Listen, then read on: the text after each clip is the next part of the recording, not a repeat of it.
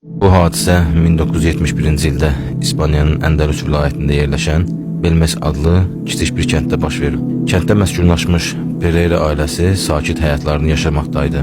Ancaq 1971-ci il avqustun 23-dən başlayaraq uzun müddət davam etmiş və səbəbi hələ də bilinməyən müəmmalı bir hadisə onları bu sakit həyatdan məhrum edir. Həmin gün evin xanımı Maria Pereira Gomez mətbəxin divarında qəribə cizgilərin yarandığını görür. Əvvəlcə bu cizgilərə fikir verməyən Maria, daha sonralar cizgilərin qəribə bir hal aldığını müşahidə edir. Qadın bu cizgiləri yox etmək məqsədi ilə divarları yuyucu vasitələrlə təmizləməyə çalışır, ancaq alınmır. Səhəri gün mətbəxə daxil olan Maria gördüklərindən şoka düşür və cəld əri Miguel'i çağırır. Divarda çox aydın olmayan insan sifəti şəkli yaranmışdı. Narahat olan ailə qonşularını bura çağırır və qonşuları da bunun insan üzü olmasını təsdiqləyir. Hətta qonşulardan biri bu şəklin kənddəki katolik kilsəsindəki şəkillərə bənzədiyini deyir. Hadisə kəndə yayılır və qısa zamanda Pereira ailəsinin evinə ziyarətçilər axın edir. Bununla belə gün keçdikcə divarda yeni şəkillər yaranır. Bunlardan bezən Miguel əlinə çəkic alaraq divarı dağıdır. Lakin sifətlər dağılmış divarda yenidən yaranır. Bütün bunlardan xəbər tutan hökumət evdə tədqiqat aparmaq üçün mütəxəssislər göndərir. Pereira ailəsinə qalmaq üçün başqa bir otaq verilir. Şəkillər olan otaqda isə araşdırmalar aparılır. Araşdırmalar zamanı divardakı üzlərin hər gün daha da aydınlaşması və yeni üzlərin yaranması qeydə alınır. Mütəxəssislər ilk olaraq qonşuluqdakı gənc rəssamdan şübhələnir. Lakin divardakı rəsmlər üzərində aparılan araşdırmalar nəticəsində heç bir alət izi və ya material tapılmır. Problemin kökünü tapmaq üçün mətbəxi qazmağa qərar alırlar. Divar qazılır və bir müddət qazdıqdan sonra çoxlu sayda insan sümükləri tapılır. Lakin ən maraqlısı bu idi ki, tapılmış sümüklərin arasında heç bir kəllə sümüyü olmur.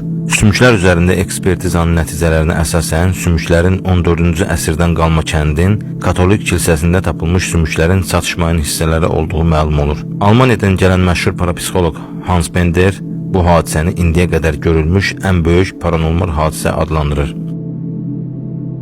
Ekspertlər divarları örtüklərlə əhatələyir və otaq möhürlənir. Otağa heç kimin girmədiyindən əmin olmaq üçün qapıya mühafizəçi qoyulur.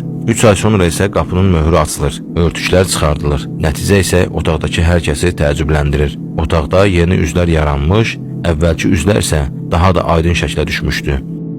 Bundan dəqiqələr sonra Maria'nın bağırtısı eşidilir. Pereira ailəsi üçün tikilmiş balaca komanın divarında da üz peyda olmuşdu.